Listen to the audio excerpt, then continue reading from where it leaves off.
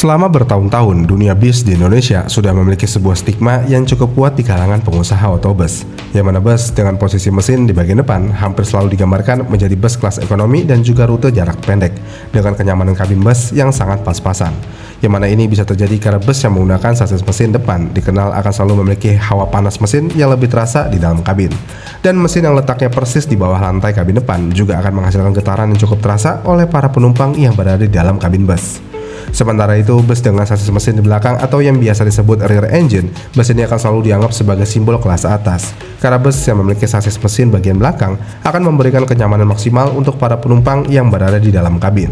Ditambah bus yang memiliki sasis mesin belakang juga sudah terkenal memiliki keunggulan dari segi sasis ataupun mesin pada saat perjalanan jauh. Dan hal ini juga lah yang menjadi bus yang menggunakan sasis mesin belakang sudah menjadi identitas sasis bus akap untuk rute jarak jauh. Namun memasuki era 2020-an, stigma industri perbusan yang sudah ada dari dulu sampai saat ini tentang bus yang menggunakan sasis mesin bagian depan sudah mulai berubah secara perlahan. Yang mana bus dengan sasis mesin depan yang dulu hanya wari-wiri di jalur antar kota ataupun jalur pendek aja, sekarang mulai menembus rute jarak jauh, bahkan dipakai untuk layanan non-ekonomi atau eksekutif, dengan fasilitas yang semakin diperbarui dan sangat mendekati dengan bus yang menggunakan mesin belakang.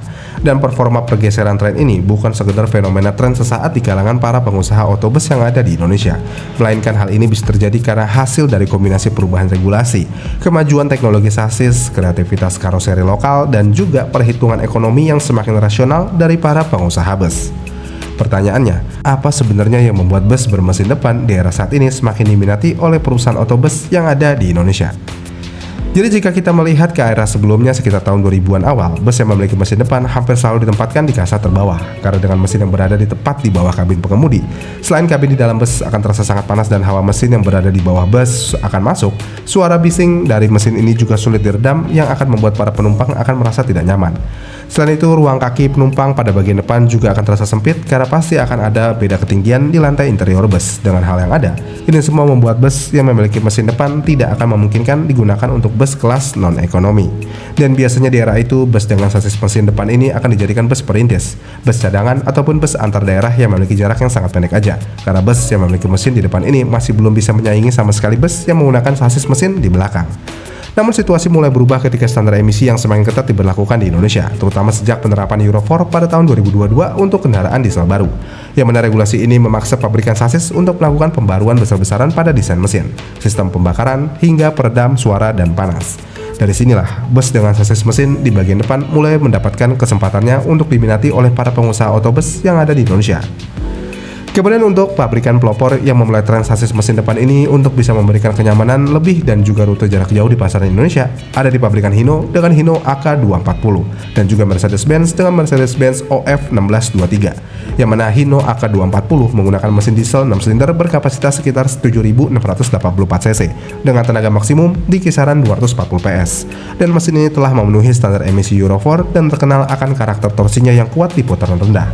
Meskipun bus ini masih menggunakan suspensi per daun di kerangkanya, dengan adanya penyempurnaan pada geometri sasis, peredaman, dan distribusi bobot pada kerangka busnya, hal ini membuat kenyamanan AK240 jauh meningkat dibandingkan generasi sebelumnya. Lalu kemudian untuk Mercedes-Benz OF1623 bisa dikatakan menjadi game changer di segmen ini. Karena untuk bus sasis depan keluaran Mercedes-Benz, sasis bus ini sudah diberikan air suspension pada bagian sasisnya. Dan hal ini adalah fitur yang bisa dikatakan sangat eksklusif untuk sasis bus mesin depan. Karena dengan air suspension, bantingan dari bus pada saat berada di jalan raya akan sangat redam dan juga jadi nyaman. Lalu dengan mesin diesel yang bertenaga sekitar 230 horsepower, Mercedes-Benz OF1623 langsung menawarkan kombinasi kenyamanan, stabilitas, dan daya tahan yang membuatnya boleh dilirik untuk rute antar kota jarak jauh.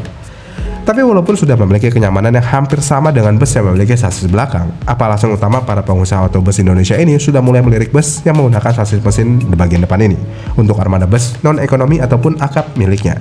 Jadi seperti yang kita tahu, keputusan perusahaan otobus ingin menggunakan armadanya menggunakan sasis mesin depan hampir selalu bertakar pada satu hal, yaitu perhitungan biaya dan keuntungan untuk perusahaan yang semakin besar.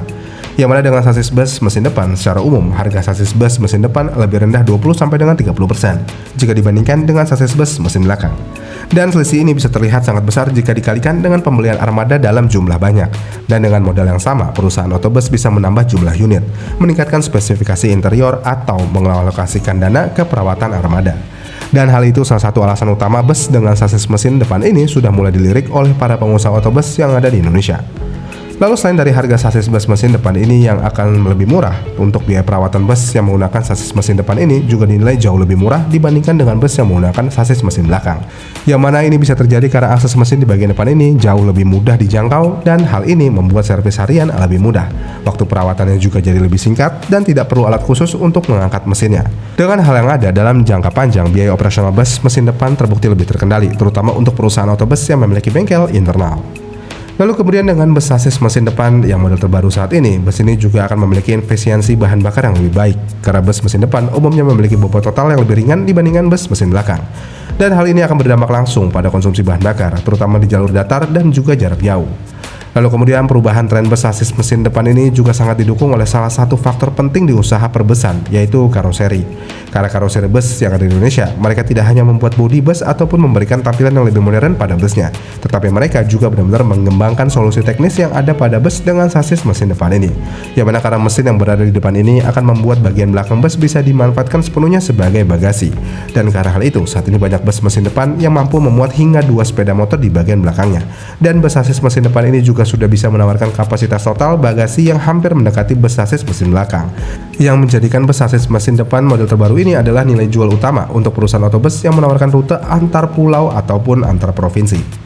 Kemudian untuk masalah utama dari mesin depan ini yang terkenal panas mesinnya bisa masuk ke kabin atau suara mesin terlalu bising, hal ini sudah bisa diatasi lewat perangkat baru seperti insulasi panas berlapis, material peredam suara modern, desain engine cover baru, dan juga pengaturan airflow kabin. Dan sebagai contoh untuk membuktikan hal ini sudah dibuktikan oleh karoseri New Armada dengan produk Skylander F Series-nya, yang mana bus ini menunjukkan tingkat kebisingan di kabin penumpang bisa ditekan hingga kisaran 64 sampai dengan 67 desibel aja. Dan angka itu setara dengan suara kebisingan dari pengering rambut yang masih dalam batas kenyamanan manusia. Kemudian beberapa karoseri bus Indonesia juga sudah berubah identitas tampilan dari bus mesin depan yang dulunya terkenal kaku dan juga terlihat murahan. Karena untuk saat ini beberapa bodi populer yang ditawarkan untuk bus sasis depan ini sangat menarik untuk dilihat, seperti Legacy FE dari karoseri Laksana, Triumph DX FE dari Trijaya Union, Skylander F Series dari New Armada, Patriot FA dari Morodadi Prima, dan Mark Series dari karoseri Tantrum.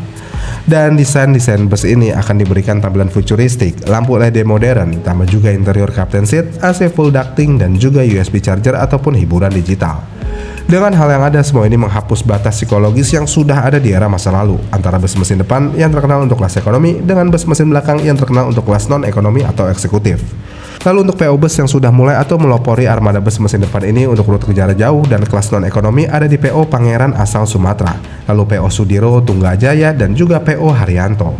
Lalu selain dari PO-PO itu ada juga PO lain yang sudah mulai menggunakan bus mesin depan ini untuk bus kelas akap dan juga non-ekonominya. Karena untuk daerah sekarang kenyamanan penumpang tidak lagi ditentukan oleh posisi mesin busnya itu berada di depan ataupun belakang, melainkan dari kualitas suspensi, desain interior, peredam suara, dan juga layanan secara keseluruhan ketika armada bus itu beroperasional. Dan ketika semua aspek ini bisa dipenuhi dengan biaya yang lebih efisien, otomatis bus mesin depan menjadi pilihan yang sangat masuk akal untuk para pengusaha otobus yang ada di Indonesia. Gimana nih menurut kalian? Komen di kolom komentar di bawah ya, dan sampai jumpa di video selanjutnya.